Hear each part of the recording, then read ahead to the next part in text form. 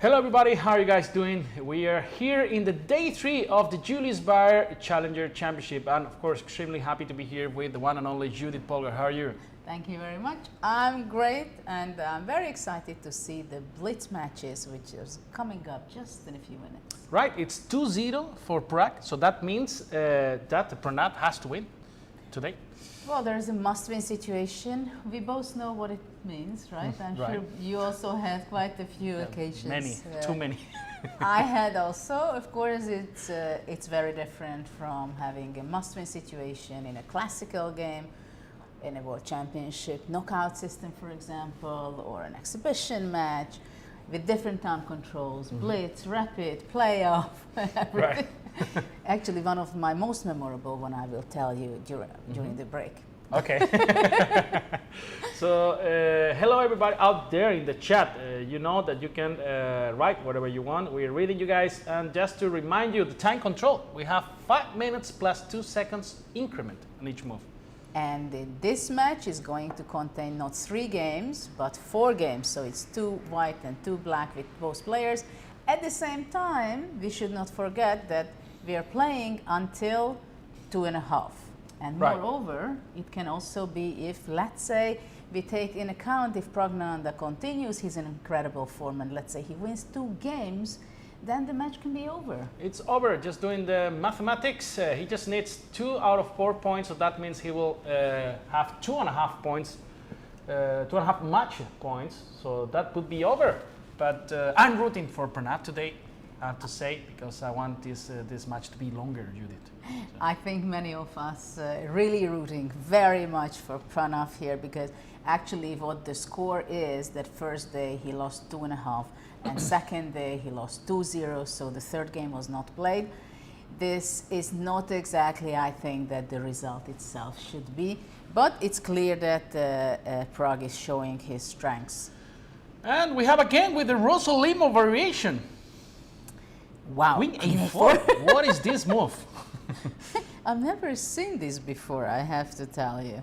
I played this with white, the classical way, rook e1, queen e4. Well, now knight e4 is not possible because d5, winning some material. Right, double attack. So I guess the idea is just to stop d5 after c takes d4, c takes d4, right? I guess so, because then bishop c6 can be the move, though I'm not sure black cannot sacrifice a pawn. Right. But it seems like it's very interesting. Though black did sacrifice the pawn in a different way by playing d6. Well, very interesting. I guess you just get the pawn back at some point after playing bishop d7 or something? Or rook b8 and bishop b7 next move. But because after bishop d7 you still have the b7 square? I go queen c2. Queen c2, yeah. I go queen c2, and then I have my shelter with knight c3. Right. And then I'm happy. I say I have a pawn up, and let's see how the compensation will be developed for black. But then the same idea as you mentioned, after rook b8, you can just go back maybe to c2. But after that, maybe I would be playing bishop g4. Right. I'm not saying that the rook b8 is making a huge difference. Right. But still, bishop g4, and maybe black is really should be looking for counterplay. And actually, he played bishop g4 instantly, which makes a lot of sense, I must say. Knight d2, so now it's not so easy for the bishop to develop from c1. But a pawn is a pawn, Judith. So. And you're a big fan of extra pawns. I know. Right. Queen c8. Really looking for compensation for black. I really like this move because after the queen trade, you have the c file, and then rook c2 is coming at some point as well. You have a lot of counterplay. Yes, black is definitely playing for compensation for the pawn. And of course, this knight should be on c3. Then that would be a completely different story. But I guess it was not so easy to have that possibility for white, because bishop g4 maybe was the best move. So now maybe I would be going away. I would not like to exchange queens, but in that case probably black can take, and knight takes is not possible because the e4 pawn is hanging, while after gf3 the black queen can go to h3, and it looks like incredible good compensation. But queen a4 is played. Right, so bishop f3, gf3, queen h3, and then knight h5 is coming as well? Knight h5, opening the bishop diagonal. Also, of course, black tries to go to f4. But also knight g4 is possible Right. if you just want to make. But well, can you do it? No, No, right? no. Because the f3 square is covered Yeah. by the knight on d2. Well, the knight on d2 is helpful for some things at least, right? But bishop h6 can be also an interesting idea, playing bishop f4 or exchange on d2 Right. and then capture on f3. But White did not play gf, played knight f3, giving up the pawn. So now it's pawn equality in the position, and after rook e1, I guess d5 seems to be the very logical move, or queen a5, Yeah. placing it to d5, queen b7. So there are, queen b7 is on the board. The queen on d5 looks extremely nice for black, just blocking this pawn on d4, putting some pressure, and I will take black in this position, I believe.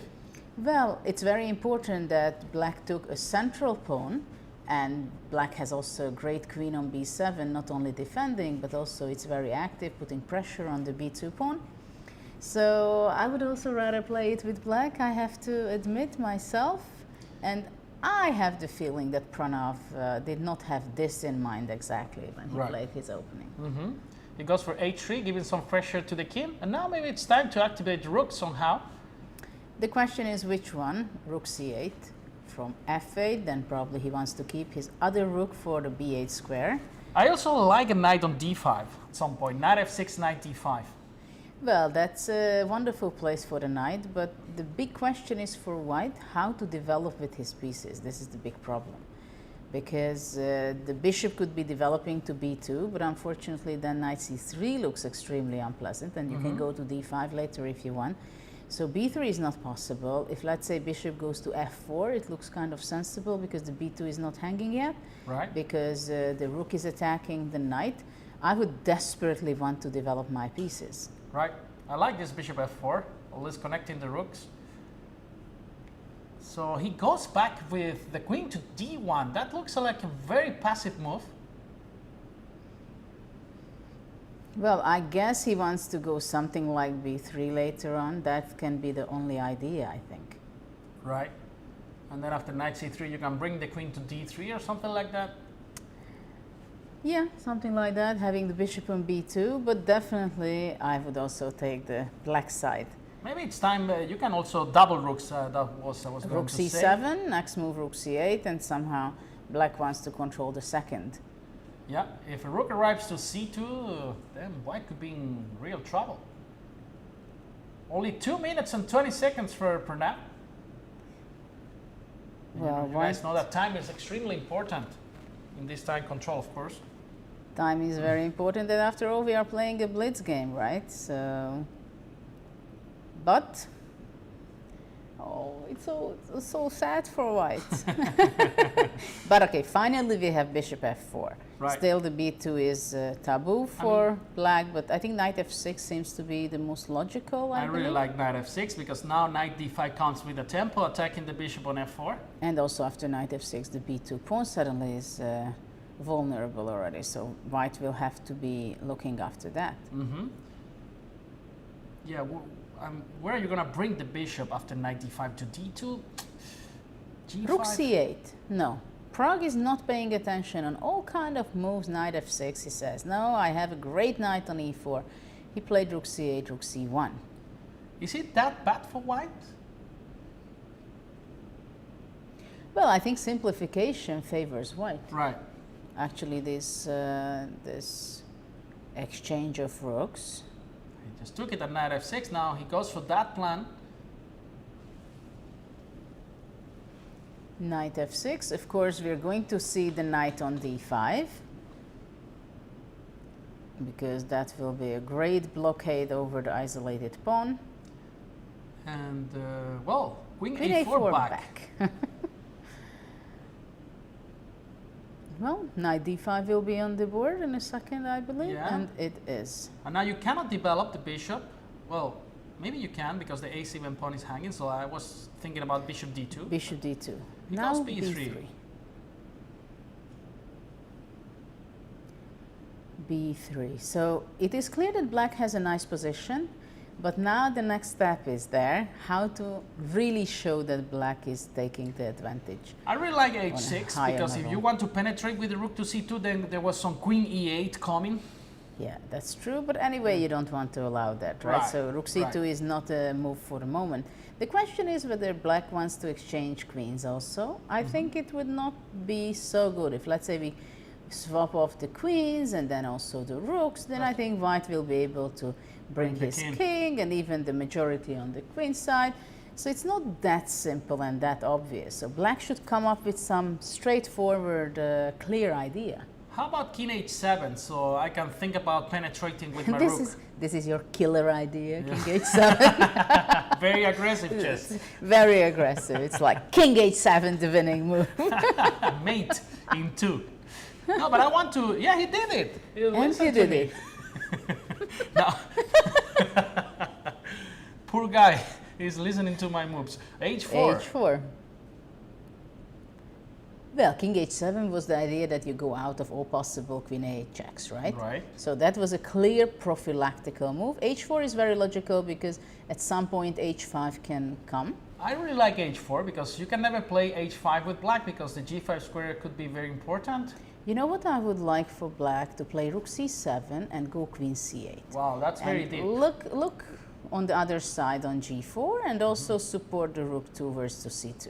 That's a nice transfer from the queen. But e6 was played. e6, so he forgets about the e7 pawn. But probably he wants to regroup maybe his queen over to e7. So And after h5 now, You know, I think he would sometimes you just can take. just grab it, right? And Yeah, I think he would just take it. So h5 would possibly not be the best. And this queen on a4 is a little bit out of place. So Right. it will take some time until you can bring back the queen. b4.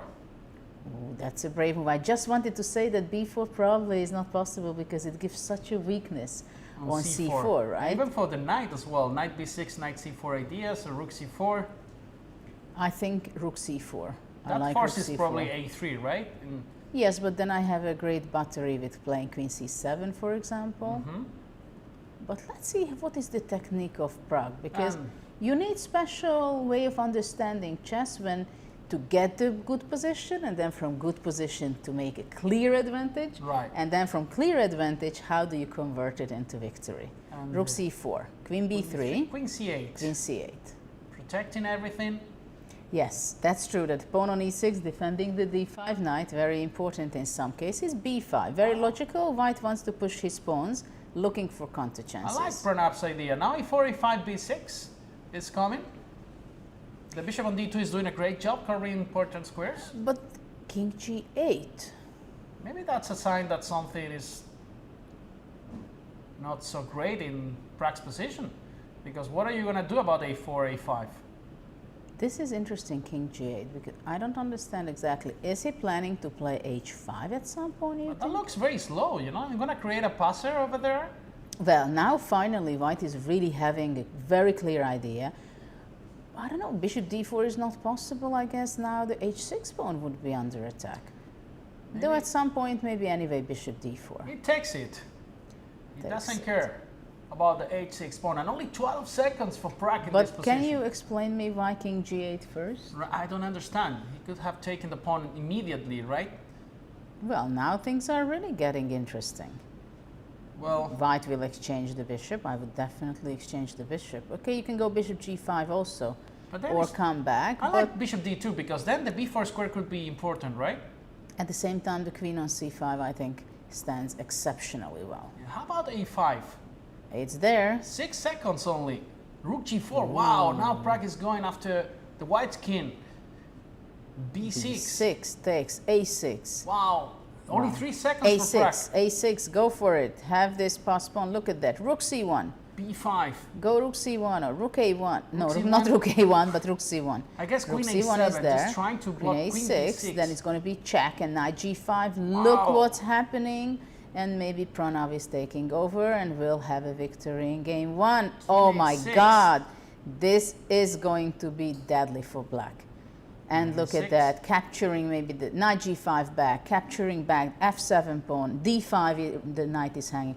And finally, Pranav is just about to win and score his first game. Right. I don't think I'm over optimistic here saying that. Knight f3. And wow.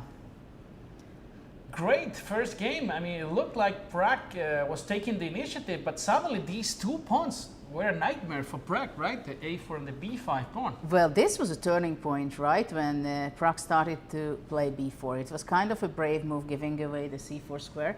At the same time, it was just the right timing. And, well, it happens sometimes, right? It was very clear that Black has a fantastic position, clear advantage. Everybody would pick the Black side. But it's a blitz game, and somehow Prague got lost in the jungle of the position here, and really with Pranav gaining his first victory. And I think here it started to go wrong with King G8, giving up Bishop D4, Bishop H6, because only after King G8 the H6 pawn was under attack. So something really went wrong in this. And also here B6 I like very much, and it was a great breakthrough, creating a passer there. And of course time was also an important element.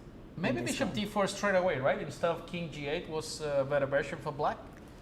Yes, exactly. I think if you want to take already, then probably it would make sense to do it just now. To do it right immediately.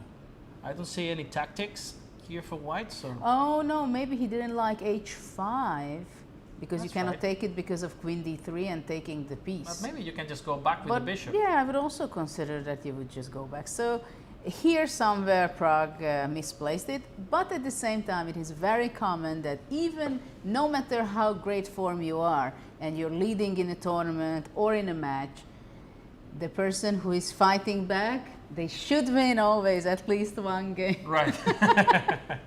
So in this way we are going to have definitely interesting few more games in the today match, because it is really great to see Pranav kick back, scoring, and I really hope that he can win the match today. Yeah, the first match. I mean, they will have a second match, right? 4 games now, and then if Pranav can win, because there is a must-win situation, only after that they will continue with the 4th match of this championship. Right. So what should we do now? We should I think we're going to have a small break because we have a live audience here with a lot of kids visiting from Tel Aviv, and we just want to say hello to them and introduce about this special event here. So we are going to be coming back just in a short time for the second game of this exciting match of today. Yeah, see you in some minutes, guys.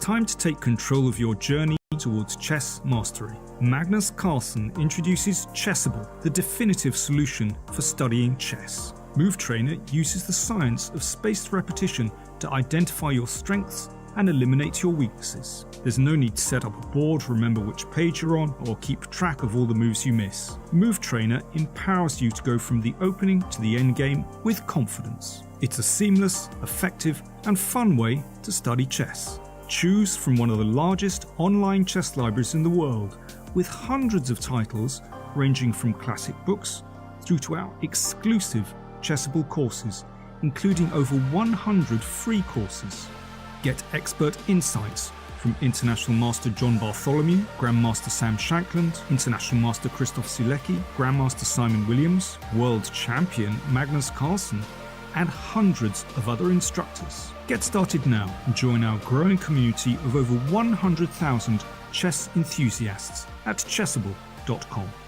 Chessable, take control of your journey towards chess mastery. Hello everybody, I am Grandmaster David Anton Guijarro. I'm Magnus Carlsen. My name is Anish Giri. I am a top Grandmaster. I'm Grandmaster Nils Grandelius from Sweden. I am Grandmaster Harikrishna Pendala from India.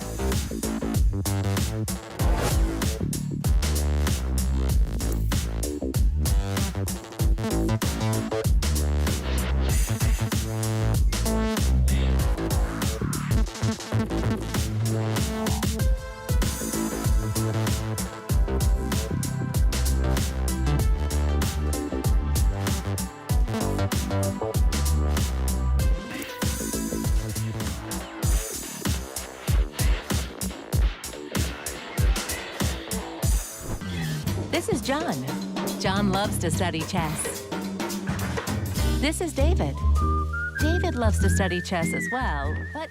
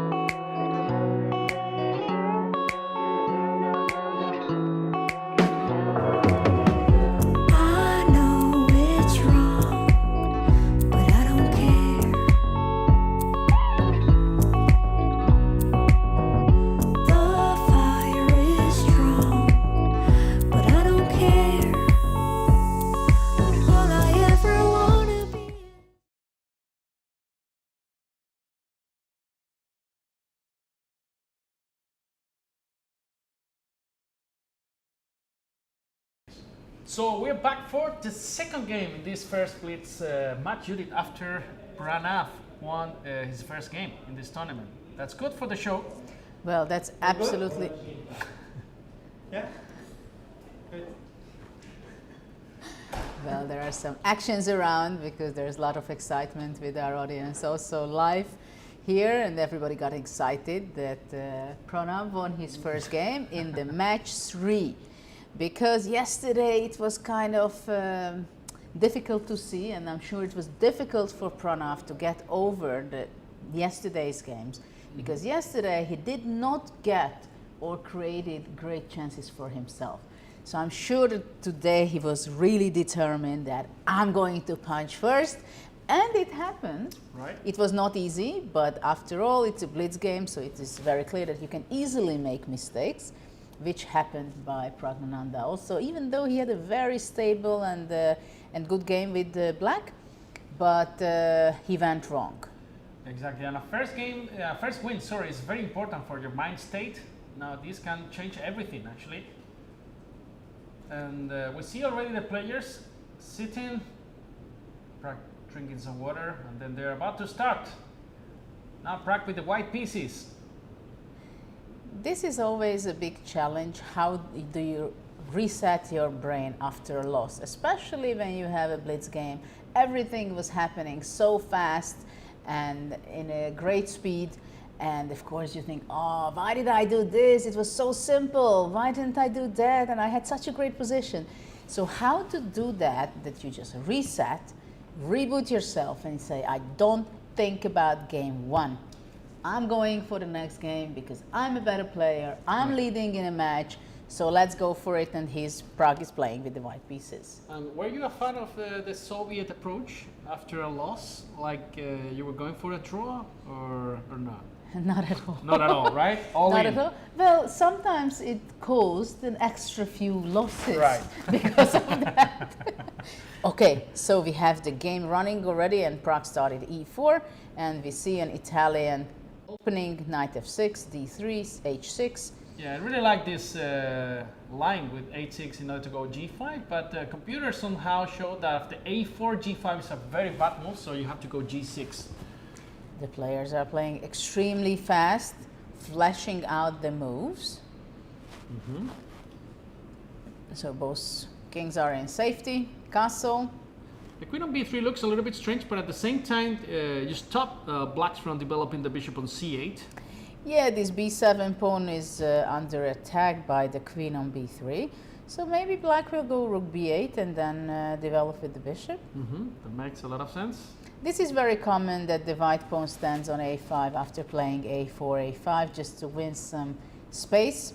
And then it's a question whether the queen will be getting back to, I don't know, to d1 maybe in a later stage once black is relieving somehow the bishop and can develop. You can also focus your play with the black pieces on the king side. Can you try to go for some f5 soon? Yeah, I guess so, but he played rook b8, but what you're saying is to go king h7 or king h8, playing knight h5 at some point and f5, right? Right. So it can be very appealing for black. And I must say that I have a feeling that it's easier maybe play it with the black side, though d4 controlling the center. Now there is a threat, which is d5 followed by bishop a6. Yeah, because this would be a pin, right? On the rook on the knight he h5. allows it. So can I go for it? So I let's mean, see of what course, happens. You're d5, going to get a lot of knight counterplay, e8. right? But Takes. Well, maybe it was a blunder. pawn is a pawn. Once again, I understand you get You a go lot of back. counterplay, f5 and stuff like that, but I think it was a blunder. But white played very solid. D takes e5, d takes e5, knight f1 with a solid play, playing knight e3, knight d5. yeah, I like this approach as well. Like going for the d5 square, bishop g4, trying to ruin the pawn structure. Knight d2 maybe. Knight d2 and knight e3. Right, so bishop on g7 is not a very good piece at this moment. And the knight is arriving to d5. Yeah, the knight will give a quite unpleasant situation for black if it's reaching all the way to d5. That's true, and also maybe the bishop will come back to f1 and then he wants to go with the other knight to c4. So, interesting that Prague is playing the positional way, right? He didn't want to go d5, no, nothing, just plays the very positional way. like yesterday, trying to outplay his opponent in this way. And now, can we go all in with black? Knight f4, queen g5, stuff like that. Queen g5. Well, you want to attack really much. Yeah. Knight d2 is on the board, so knight d2, knight f4, knight e3. You want to go queen g5. Queen g5. Interesting. And then you want to go something like bishop h3. Yeah. Though it's still not a threat. Or even so knight there is- h3. Knight h3 is a threat, right? Because if you take bishop I'm d1, not sure. Oh. bishop d1, beautiful. Okay, so what about playing king h1? Just Is it prophylaxis. possible? Well, I guess Maybe this is just not enough for black this attack with only these three pieces. well, at the same time, yeah, it's not so easy how you recover, and I can go maybe knight f1 later on to take.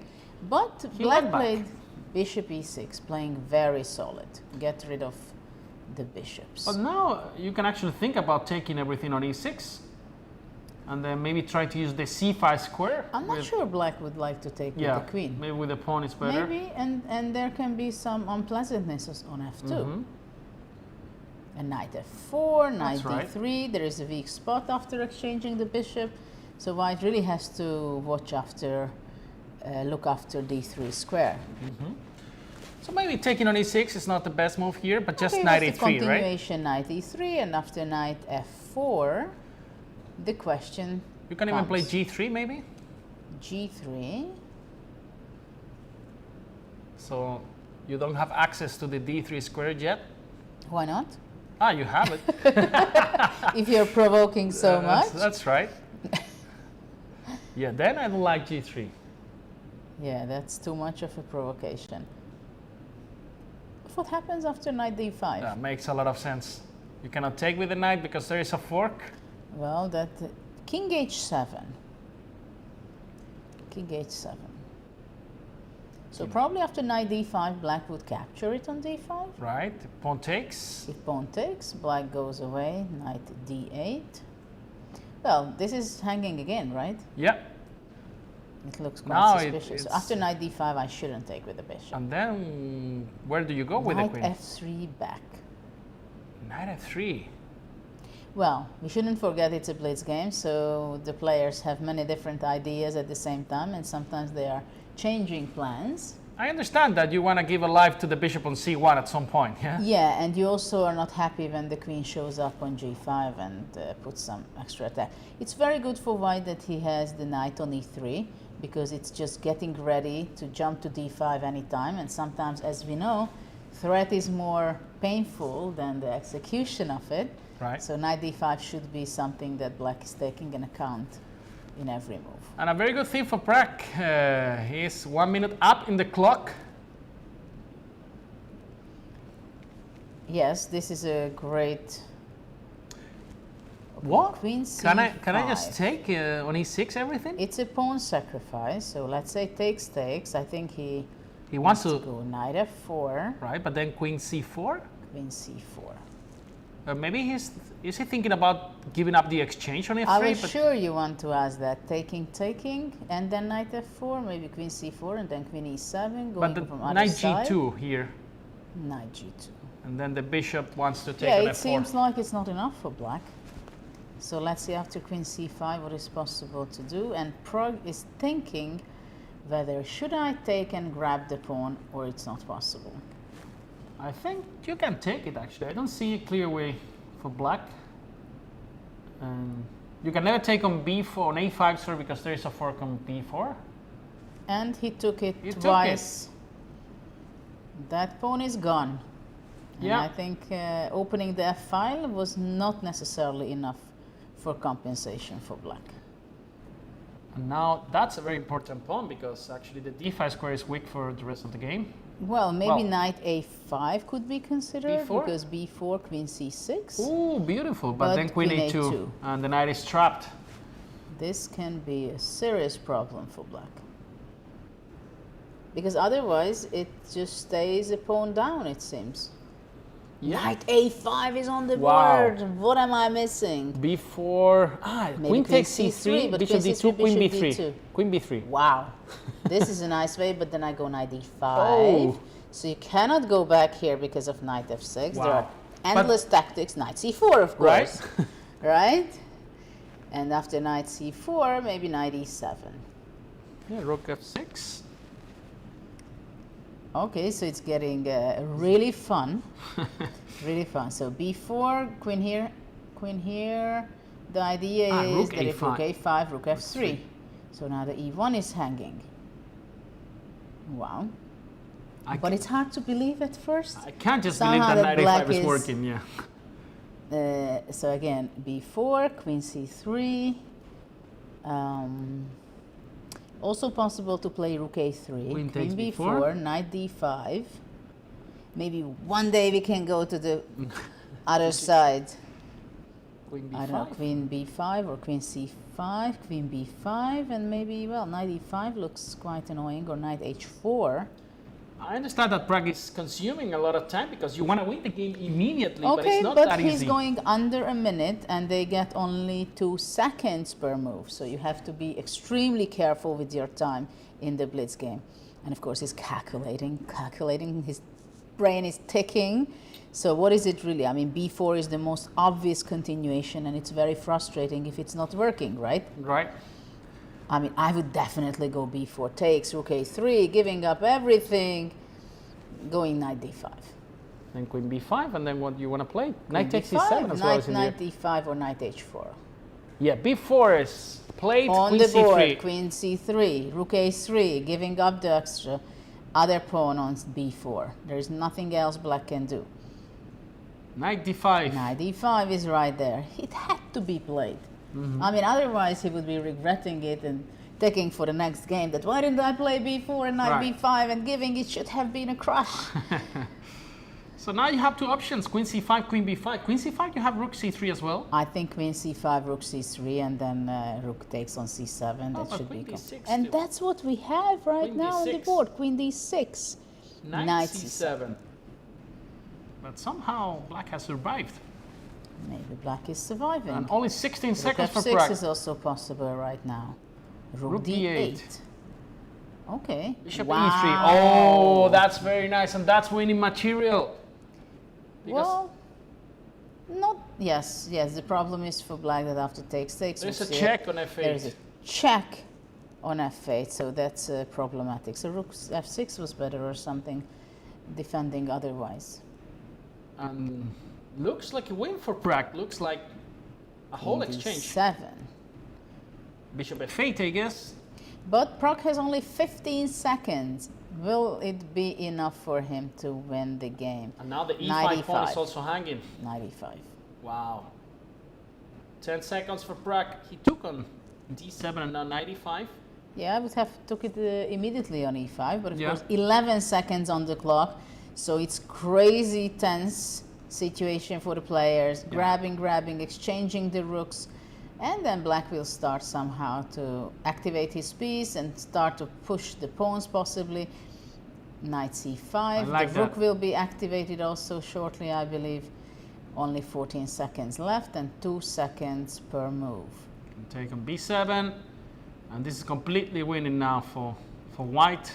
Black is going lower on time, and it will be very difficult to save the game. Rook a1, no, knight b4, he's activating his knight instead. Now the a5 pawn is also hanging. And taking. He's gonna grab it for sure. White is hesitating, thinking what to do. Rook b1, even more precise. He wants to activate the rook along the 7th trunk. Well, this is not going to be savable for black because Pranav has shorter on time, Wow, and the e6. game is absolutely Game's over. over. And white won, so Prague equalized this today's match, and the match is 1-1. And he's only one victory away to win the tournament. Well, yeah, it's of course we see a clear drop of quality of the games, I must say, but still it is a lot of excitement for all of us because how was it exactly? It was some interesting moments. Interesting that he gave, I don't know whether he was aware of it, that he is giving up a pawn on e6 and then he gets the a5 in exchange. I mean, I think he was if he just calculated everything, irresponsible. he's a genius, right? Like, because all those moves after all those tactics after b4, maybe it was just intuition. I don't know. But it was interesting suddenly when all this happened before. Queen c3, rook a3 takes knight d5. Well, here of course it was a question whether to play queen b5 maybe. Because after But queen b5 has the problem of knight c7, right? I didn't. You think it's knight c7? You remember we were looking knight h4 and knight e5 stuff. Knight But after c7. knight c7, queen, Queen c6. c6. Right. So you survive. Yeah. It seems like that it could be a survivable position. So after queen b5, what we looked at, it was knight h4 Knight h4. There's or knight e5. no way to protect the g6 pawn, right? Can I try the same stuff? Queen c6 here? And now queen c6. Okay, queen c6 now. I should be moving with the queen. Okay, so instead of queen h4, after all, I go for knight e5. Yeah. That makes a lot of sense. Which of course you can just take it, because now it will be hard for you to defend. And this is why he went queen c5, right? Because knight e5 is not possible because f2 is hanging. But after queen c5, rook c3 was very strong. At the same time, in this position, rook d8 was a blunder. Right. So if black goes rook f6, let's say, it does not seem necessarily so obvious that white is No. the one who is has the lead. Yeah, actually black's still a pawn up. Yeah, if there's an exchange, there's for sure black is fine. Can try queen a2, attacking the knight. Yeah, but after queen a2, you can even decide to go back to c6, knight d5, moving back with the rook. Yeah. And it seems like it's not clear at all, yeah? Well, at least it's a game if black is not better.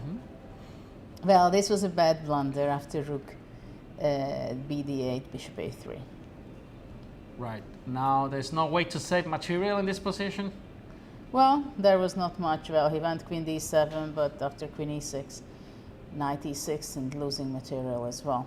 So right now we move on to the third game of today's first match of the Blitz game, where they play 5 minutes and 2 seconds per move.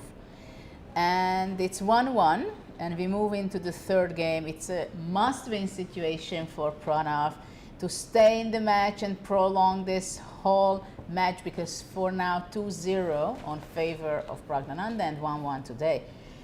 I wanted to tell you my story. Right, I was waiting for that. Yeah. Yeah, one of the most memorable story I had about a must-win situation when I was playing in Hantiman-Sisk. It was the World Cup, I think. And I played not so badly. I won 1 or 2 matches, some very interesting matches I played. And then I found myself playing against Boris Gelfand. Okay. And tomorrow we're going to see have him. Yeah. Yeah. So he's a very nice gentleman. I know him from a very young age of myself. And I'm playing with him. By the way, he won that tournament. So he was in great form. And in the game 1, I played, it was 2 classical games, and only after that there were the playoffs.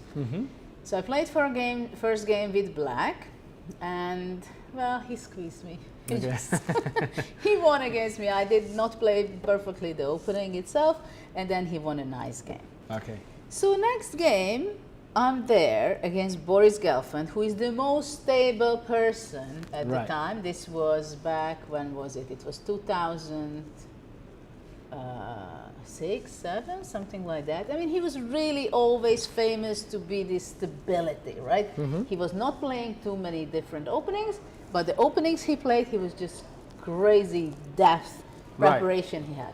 What was he playing at that time? This Sicilian? So he played with knight c6, or no? He played already e5, and he played Petrov also, and he played all kind of openings. Very so solid. Of course, in the first 30 years of his life, he was playing Najdorf, right? All different lines.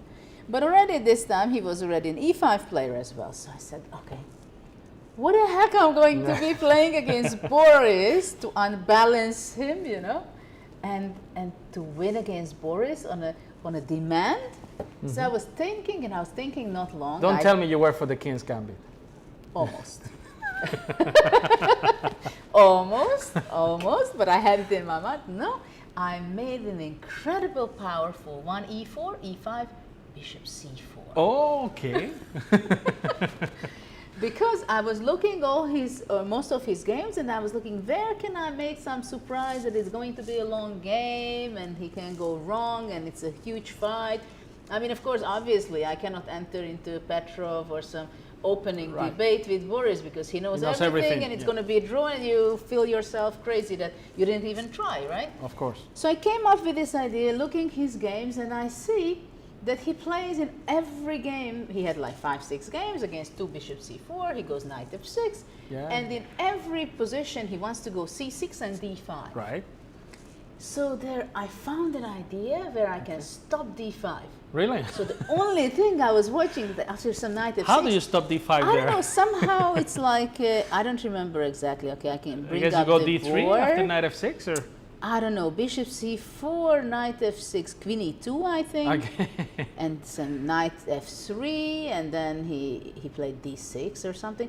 So I knew that, okay, I want to stop Boris playing d5, because that's his system, that he goes d5 and he goes bishop d6, and then he's exchanging on e4, and it's just hopeless. It's just a symmetric position, so I will be impossible to win against Boris. And then, so my preparation was that Boris cannot play d5 against me. That's the only thing I need. After that, doesn't matter what happens. So complete psychological weapon.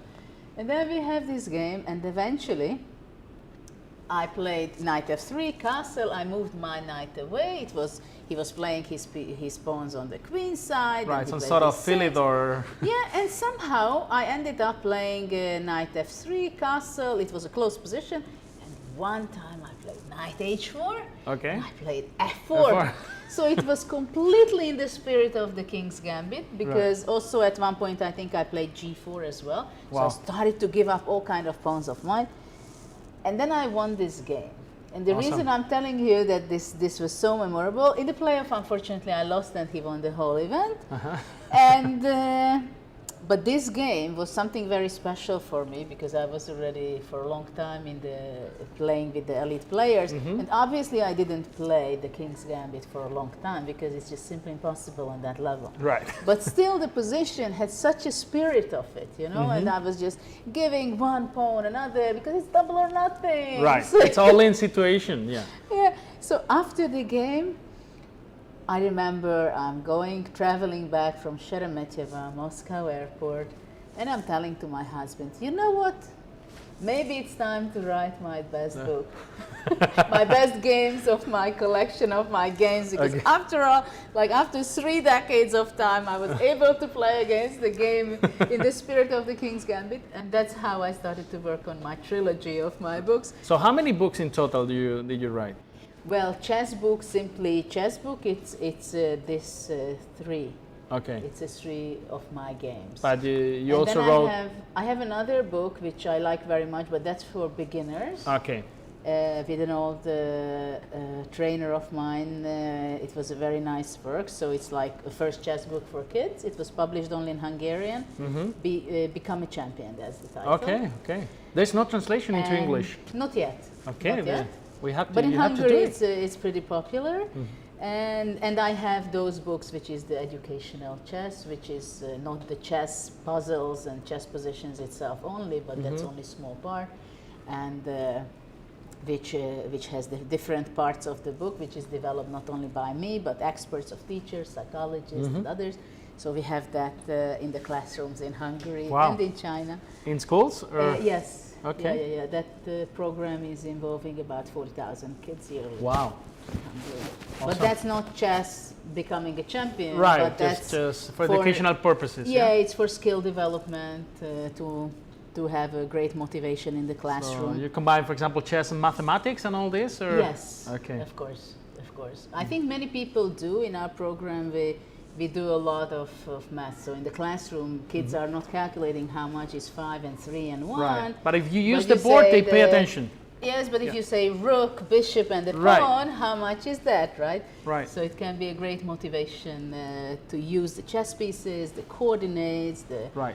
For geometry, for example. Yeah. I'm sure you're using it, right? Yeah, I was using it and I experienced it. Like they don't pay attention, they don't care about anything. But if you use the chessboard to, for example, explain geometry or angles between vectors or stuff like that. But are you using it in university when you're teaching also? I was doing at the university as well, for some mathematical things as well. But mainly in high school, I think it's where it works, yeah. Well, I like it very much. My program is running from age 4 to 10. Okay. That's what we do, but I was always curious how people use it in university or high school level.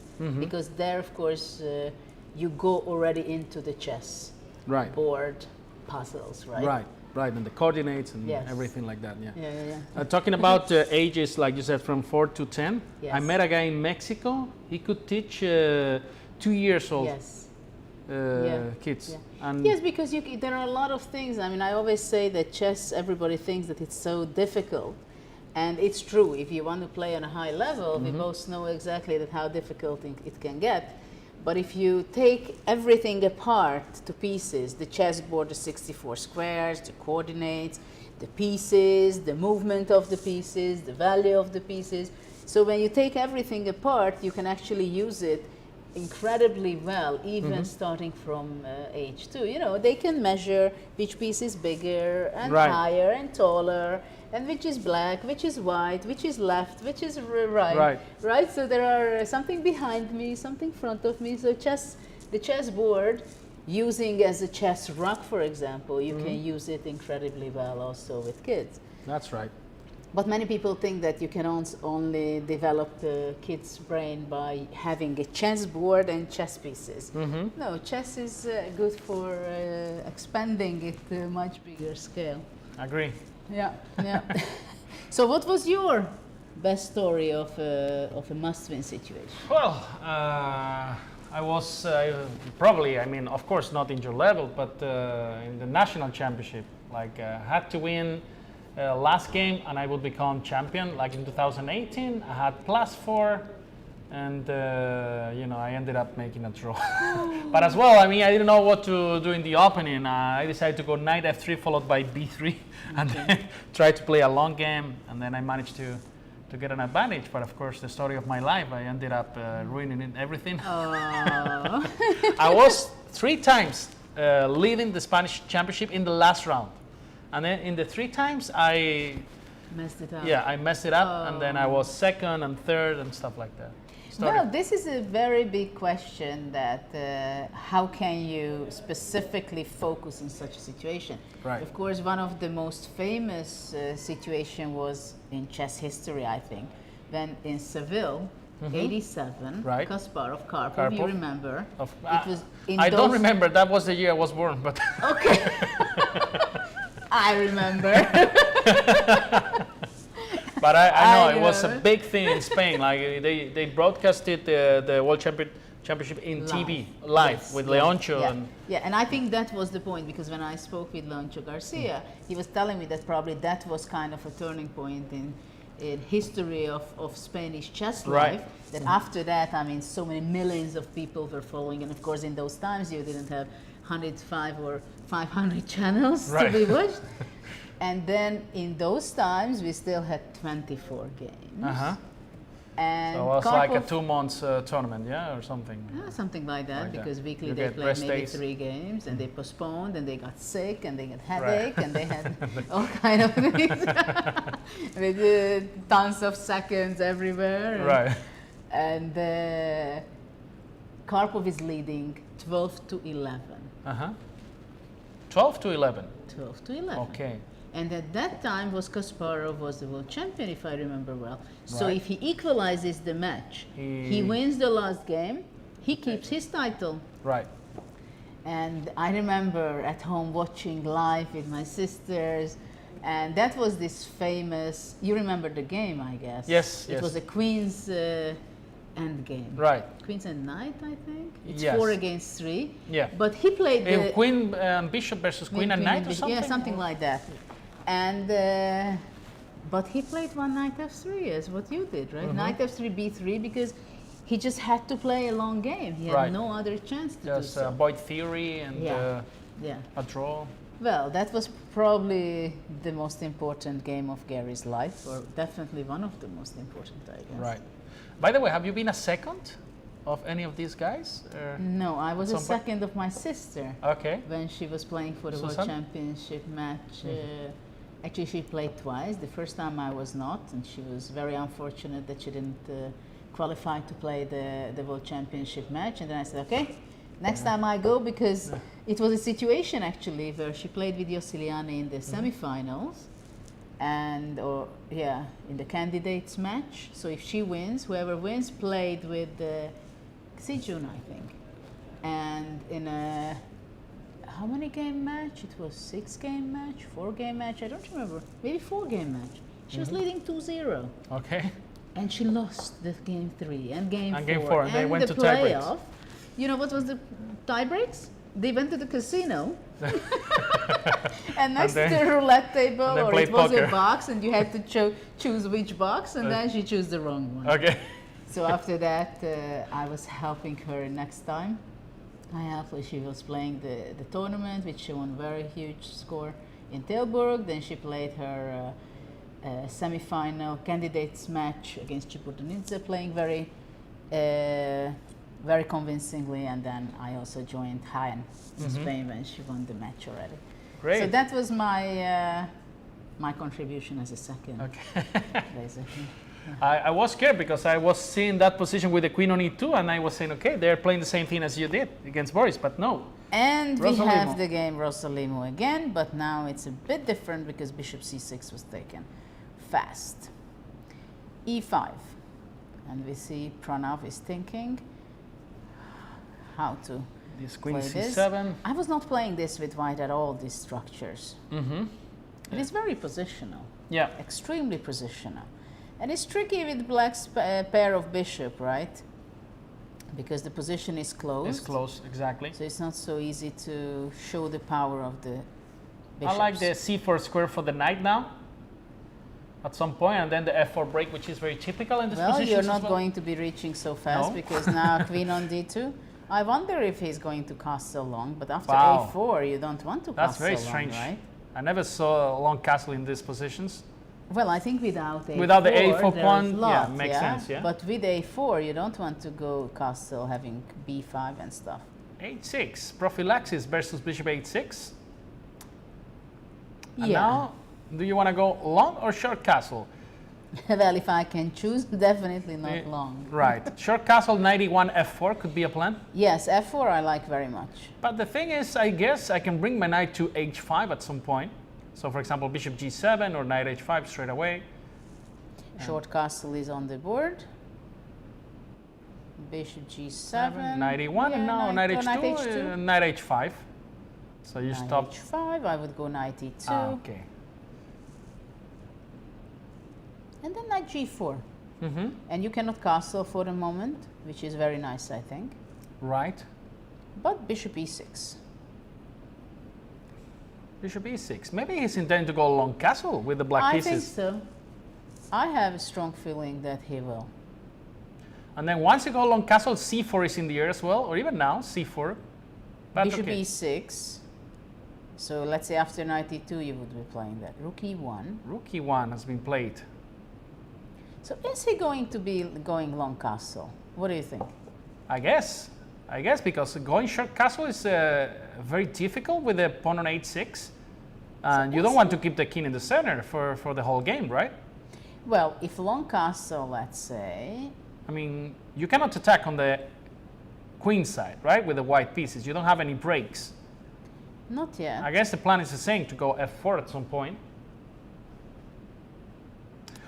But how to form that plan? Knight h2, knight h5, knight e2, and nobody can stop. Unless Maybe he goes g5. Right. That Because can now be- I that don't can have be the king on the serious king move. side, so I can... But he played immediately g5. Look at that. Wow. g5, knight h2. He doesn't want to commit the king yet. But what is White's plan? It's so difficult. Yeah. White is not be able to play b4, d4, f4. Basically, everything is stopped with those pawns on the fifth rank. Yeah, I'm starting to like black's position because you can never play g3 because of the h3 pawn, but he went knight to g4. I like on g4 the Yeah. knight. I like the knight on g4 a lot. Though I would like to go knight e3, knight f5, which I'm not able to do yet. Mm-hmm. So maybe it would be time to move away the queen and make space for the knight. Slow maneuver, but maybe effective, yeah? They're bringing the knight to e3. g3 is being played. Makes Well, sense. against knight f4. Knight f4 is possible, right? You mean anyway? Yeah, now. Followed by h5. Yeah, that can be. This is what. But okay, maybe I can take everything and then play e5, stuff like that? Well, h5, I think now Yeah, this h5. is not possible Right. for white. Right. Suddenly the two bishop is. So then knight f4 probably is an interesting alternative here. Well, looks extremely tempting because you cannot go here because it simply takes, right? Right, followed And by h5. So it looks kind of tricky, and knight f4 is on the board. Wow, now knight h3 is a threat, so you actually either take or take. That's a nice option. Yeah. But we take with the bishop? No, it doesn't matter. It doesn't make any Okay, sense. so takes. And now what? Maybe I want You you need to... to, Yeah, or something like that. Yes, but the problem is that black can take, or even he can go h5 first. Right. So after knight h2, the h3 pawn is also hanging. And if this game, this can be the last game. This can be the last game, so it's a very important moment now for Pranav that decided to take on f4. Takes, and e5, I think what you're saying. But then h5 looks very, very shaky for white. But you have no option. You have no option because And f3 is h5 just too slow. I was thinking about f3 in order to go knight f2, but that looks very sad. But h5 comes there, bishop f6, bishop h4. You can also go bishop d4, Bishop bishop d4, e5. bishop e3. It's come. Oh. The two bishops are extremely Rook g8, dangerous. rook g3. Oof, knight d5. Wow, Okay, what a I nice like resource. that. Well, this is the must move, I guess. Mm-hmm. Okay, so this is a good one. Wow, this is a very good move. This I like. Why didn't I see it immediately? Wow. He took an h5. h5. But he has the time to go to h2. Maybe black's worse here. I don't know. I guess knight h2. What else? Yeah, because after pawn takes, you just take on g4. And there's no. I don't see anything white can do after that. Right. Nothing. So after h5, knight h2 seems to be a must. I mean, it's Rook quite g8, better hold here. on. Rook g8, so bishop c3 is a threat. Oh, and you cannot go. You go king h1. Oops. Oh, Uh-oh. wow. This rook g8 is extremely strong. But I tell you even worse. Maybe after knight h2, you can go queen b7 immediately. And after pawn takes? Bishop c3? Oh, No, but probably it's just... pawn takes f7. And then I covered the g8 square, yeah? Ah, So now I can take on okay, f4 or okay, c3. Okay, I wanted to be too smart. He did it. Queen b7 straight away. No, after No, rook he went g8. rook g8 Wow. and queen b7. c4, and now you can go along castle, and then you save the piece. What a nice way of saving the piece. Well, black is winning. You guys are too strong. Queen f4. Okay, but the fight is going on still. 2 minutes versus 2 minutes and 10 seconds there. So how will black play? Can you take on h3? Well, you can give back the piece, which is not really enough, right? So you want to take on h3. This is what happened. And now maybe Queen just queen d7. d7. Intending to maybe regroup the bishop to f5 or even queen f5. Well, and I think you're going to be stabilizing the black bishop. This looks over, Judit. Rook g1.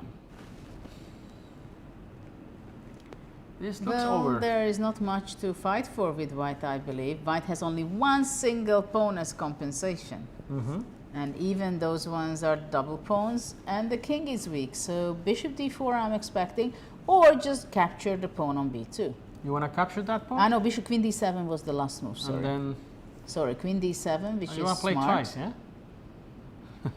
Yeah, I mean, black is no need for that, actually.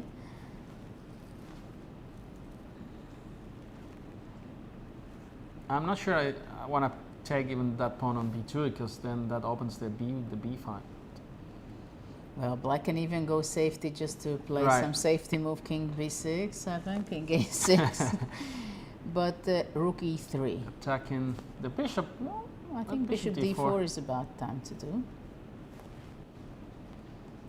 After bishop d4, I guess white is trying to play rook g3, but it's You can like, trade everything. yeah, bishop d4 is on the board. Pranab needs a miracle to stay in the match.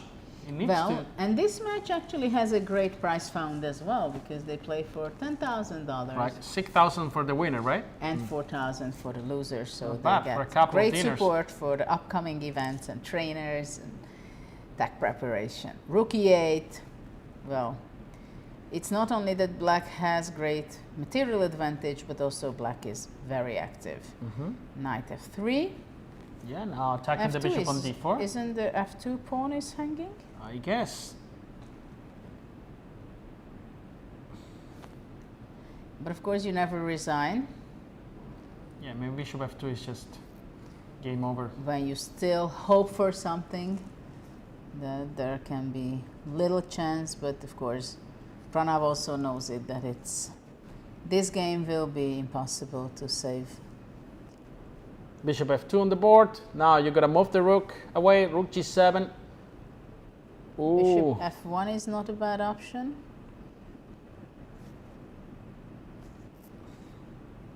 Can he go bishop f1? Queen f7? There is no mate yet. No mate. There is. There is, because check, bishop g2 and rook e1. Beautiful. So I think this will be the end of it, to play bishop f1 here. But of course, Pragg has great technique for winning the winning games. Both players are under a minute. He went queen f5. Queen f5. Which is also securing. nice. Yeah, minimizing the risks. I like that. I'm not sure I would go queen f5. When I was a kid, for sure not. For sure, no way. I would just go bishop f1. I say, okay, why to spend some 20 moves to win the game? I will always go queen f5. Really? I don't want any risk because I don't see anything. Yeah, but if you can give mate or close to it, I prefer to win an endgame with a pawn up. Well, yeah, because I don't believe in myself. Knight g5. So actually white is kicking, because if he reaches his knight to e4 and then on d6, yeah, and giving a check. And Pragg only has 23 seconds in the clock, so after all, maybe bishop f1 was better. Was a better idea. Let's see, what is this? White is going king g2. Bishop has to move. Well, only 16 bishop seconds. h4. Knight e4 now. Knight e4. And what? Well, there is some drawing chances for white. For sure. If he can make some perpetual check. Of course, it's, I mean, now the bishop on h4 is controlled by the knight. Only 7 seconds. Look at that. 5 seconds. Bishop h3, and now you have a draw. No, knight d6, king b8 yet. Yeah, and black wants to give checkmate, but still there is no checkmate No, threat. there's no checkmate. Maybe he just wants to capture some pawns, rook b2 or check. something. King d8. Yeah, this is the way you get off the checks, because now you go to e7. Well, and then if you play d6, then you have not that square for the knights. Well, b3, he's trying to save his pawn, so he's checking the Rook technique g2. of Pragg. Rook g6, I like that move, covering d6. Bishop f7, no, bishop Now he's d7. regrouping. I like that. Okay, but check, rook h8. And then you move the Why rook. not? Trying to grab the pawn. If he could grab the pawn, then that would be quite nice. Right. Well, So of course, bishop if e7. takes, then rook g2. Rook g2. Simplification would be the... He didn't, so And then here, so... now the pawn's still alive on h4. Now there is an extra passed pawn. So, of course, trying to make a draw. Bishop d6 check. Now he's playing so well, Pragg. Yeah, this was a good idea to... Making progress. Oops! Oh, the pawn. Oops, the rook. And this is it. the rook is gone. And white resigned. And rook is gone, and the match, therefore. Praggnanandhaa has 2.5 points out of the 4 matches, so we're not going to see any more games played, because it was a very convincing victory by Praggnanandhaa. It's over. He guarantees 2 points, and that means 2.5 matches, match points. Sorry, so it's the end. Yeah, it seems so that the match is over. This is, you see on the screen what was happening in match 1. It was 2.5 to half for Praggnanandhaa, so he gave the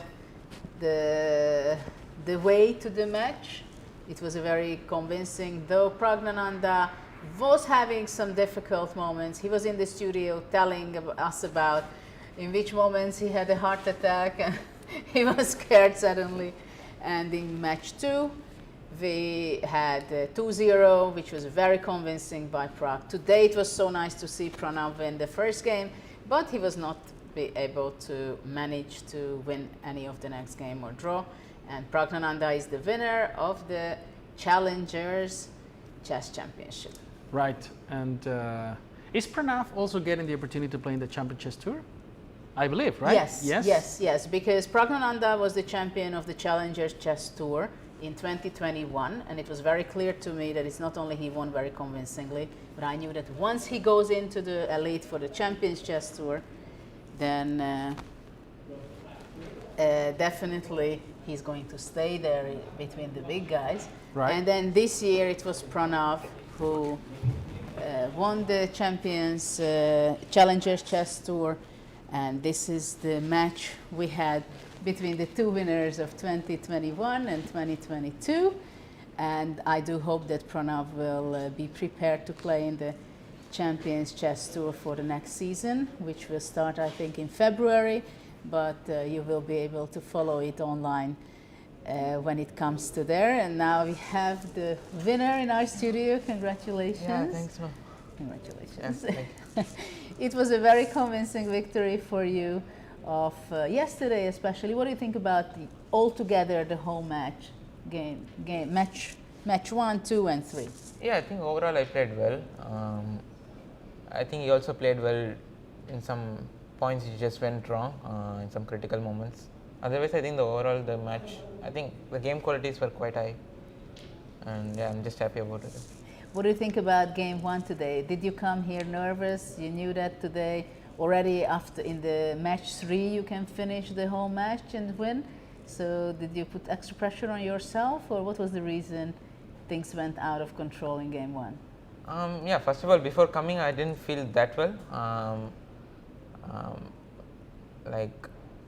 So that was one of, okay, I wouldn't say that's the main reason I lost. I think he played well when we were getting low on time. Yeah. And I was also panicking because this, the Champions Chess Tour, it has 10 seconds increment, and here the rapid format has 5 seconds increment. Yes. So that actually makes a huge difference. Okay. Because while thinking, okay, 5 seconds, let's say you repeat once, you just gain 5 seconds. Yeah. So that's comparatively not much to calculate lines. And today it's just 2 seconds. So I was just, okay. it took me some time to adapt to 5+2. Oh, okay. I think first game I really slowed down a lot around this point. What was the crucial moment you think that you felt that it's going to be something wrong? No, because in this position, basically you had a better position. Yeah. Clear advantage. No, I think the whole point was that I was just playing too slow. What was the reason you played King G8? King G7 you played against the possible Queen E8, I just wanted to move the rook. Okay, and in this position, why did you go King G8? Yeah, Bishop D4 was possible, but I wasn't sure of H5. Yeah, and what we thought that you wanted to make sure. Yeah, I just wanted to make sure, but also I think it's something to due to time. If I had more time, I think I would have definitely gone for it, because H5, Bishop G7 and H6, FG6, just a pawn, I think. Yeah, that's how it seems. But he played a nice way of creating a pass. Yeah, then I also went Rook G4, which is such a terrible move. Rook C1 just trapped the queen there. What do you mean trap the queen? Like here, Rook G4, Rook C1. Rook C1 was winning? No, maybe Rook B4. No, it's gone. It's just lost. Okay. Things are happening so fast that we did not even realize it, that it was that bad. And how did you take it the first game? I just tried to relax and try to come back. And as I said, this Champions Chess Tour is a great experience for me to know that one game is just not over at all, and they have like 3 more games to come back. So I was just trying to keep myself calm, and I knew that chances will come. So do you have any technique that you can share also with us openly, that you calm yourself down after such a blunder, let's say?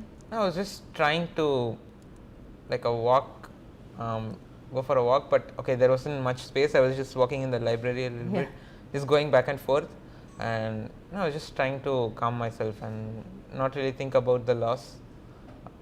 But it's actually quite hard to do it. I myself go back to the game and think, oh, I could have played this more, and just an easy draw.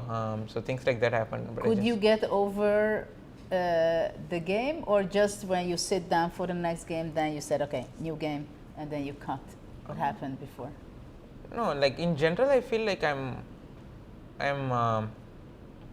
like okay or decent at getting back from a loss. Like I can recover quite quickly, and I think that's a one of the strengths of mine, I think, and I think it really helped in the second game. So what do you think? What is your strongest element of your success? I have no idea. I think to become one of the best in the world. I think you just need everything, because one thing is not enough. You have to be good at everything on and off the board as well. So yeah, I'm trying to improve on everything. Can I ask you just a few questions about your general preparation? I know you are one of the players who are part of the Anand Chess Academy, right, in India. How is that? Can you reveal a little bit how it works, because it looks very amazing from outside? Yeah, first of all, just knowing that you're in that academy is just something special, you know. To be in constant touch with Anand sir is it itself gives you confidence, and also just I've been learning a lot from there. First, there were 3 coaches: Sandeepan Chandra, Arthur Yusupo sir, and Gayevsky sir. And then now also Boris Gelfand sir also takes some classes there, so it's very nice. And how often do you have your classes? Is it continuous, or once a year, twice a year? No, it's online based. And earlier during the lockdown, it was like almost 3 classes a week, which is a lot, and it also gives you this motivation to work. It's also a group class, so you also have this competitive thing, you know, to solve before others. So such things were very helpful. And also, but nowadays almost everyone is playing a lot of tournaments, so the classes are not that regular, but like we're all in touch. So it's whenever we have any doubts or something, we just want to discuss something, can always message Anand sir and he'll be there to help. And how is it for you that in the family chess is so active? Your sister Vaishali is also so successful. Yeah, it's always. Do you train together sometimes, or she can peek into the trainings? Yeah, I help her and she also helps me. We sometimes play some blitz bullet and stuff. It's mostly for fun, and I think it's very good to have a chess player in your family. I guess you might know this. Well, I can tell all about it. Yeah. Yeah, like whenever we have doubts or whenever we just like lose a game and there is someone to know that you just missed this move. Yeah, it's always a. Yeah, I'm just very happy to have her, and yeah, I came to chess because of her. Yeah, so, that's nice. And how are your parents supporting you? Do they play chess themselves? No, they don't know the rules at all. Yeah, they have been a huge support. I think without their support, it's just impossible. And yeah, and just thanks to them, their dedication and their encouragement is just, no words to express. Well, it's fantastic to see you develop. I was there in the commentary also when you won the Julius Baer Challengers Chess Tour. Yeah. And when you won, it was so convincing. And I said it when you won that this is the opportunity when Prague is entering in the Champions Chess Tour, and he will be there for a long time. And I think I was not wrong with that.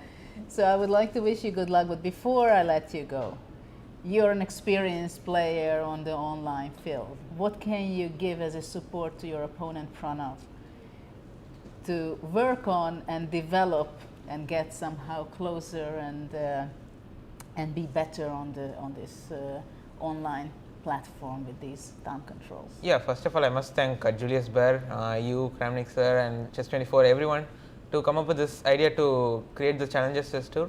It was just an amazing opportunity for me and others like me to play in a tournament, and it was during the lockdown, so it was just a good motivation to work, and also the opportunity to play against all these players in the Champions Chess Tour.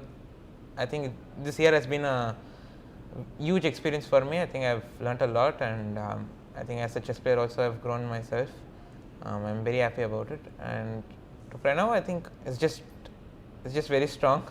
I think the Champions Chess Tour experience will definitely be helpful for him, and I've also played him online some blitz games, and I know before coming today that it's not going to be an easy match. In blitz he's just super strong. Yeah, so if he just continues working hard, and I think Champions Chess Tour will be a huge bonus for him. Well, thanks very much for being here. Congratulations again, and I wish you really good luck in your future upcoming events. Yeah, online and offline as well. So enjoy the the moment of victory, because I think it's also nice for sport people to enjoy the moment when you did your job. Yeah, thank you. Thank you very much. Well, we just had the winner of the Julius Baer Challengers Chess Championship, which was great to see the last 3 days, to see the fighting between two extremely talented young men. And I think it's at least as important as their chess that they are nice people. Right, yeah, extremely friendly, humble, and that's very important also for succeed. Yeah, and Absolutely. How have you felt during this season, Judit?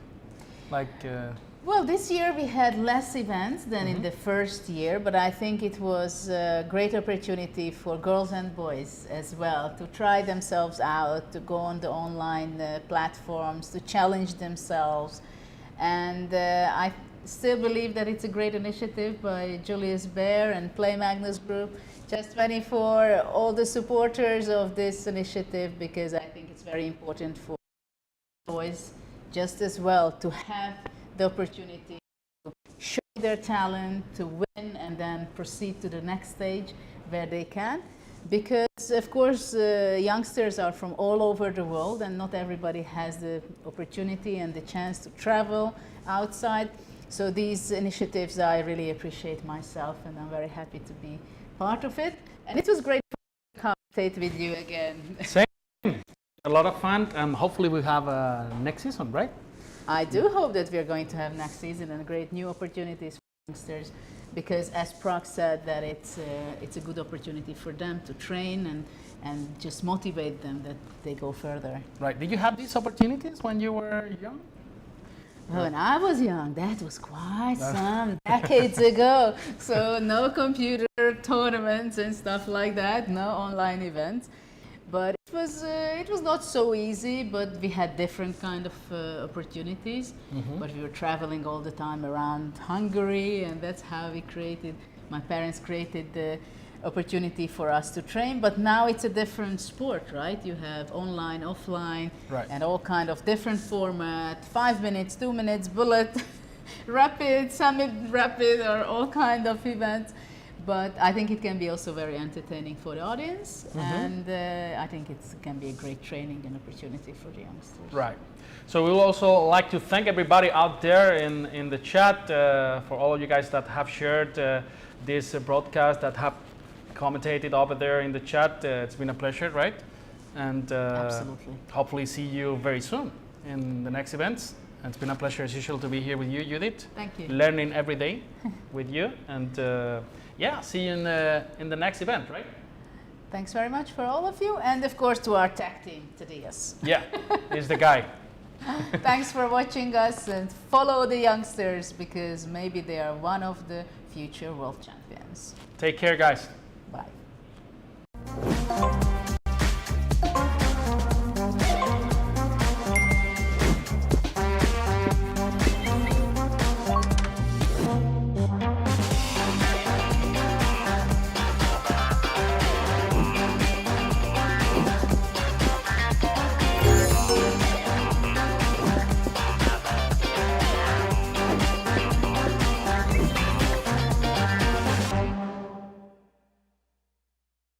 Time to take control of your journey towards chess mastery. Magnus Carlsen introduces Chessable, the definitive solution for studying chess. Move Trainer uses the science of spaced repetition to identify your strengths and eliminate your weaknesses. There's no need to set up a board, remember which page you're on, or keep track of all the moves you miss. Move Trainer empowers you to go from the opening to the end game with confidence. It's a seamless, effective, and fun way to study chess.